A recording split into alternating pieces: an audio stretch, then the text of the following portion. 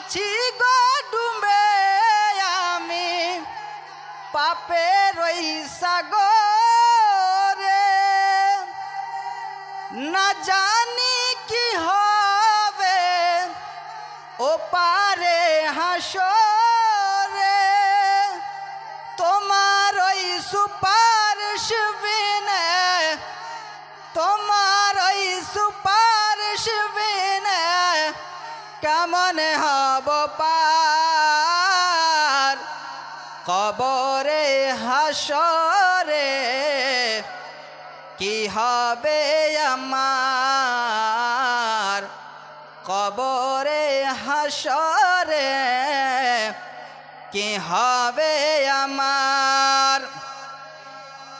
তুমি তো দিয়েছ দেখিয়ে আলোর পথ, বলেছ সে পথে মিলবে রহমত। কেন যে ভুল পথে আমি, কেন যে ভুল পথে আমি করলাম জীবন পার কবরে হাসরে, কি হবে আমার কবরে হাসরে, কি হবে আমার। আল্লাহুম্মা দেনা মাওলানা মুহাম্মদ ওয়ালা আলে সৈয়দিনা মাওলানা মুহাম্মদ সাল্লাল্লাহু তাআলা আলাইহি ওয়াসাল্লাম।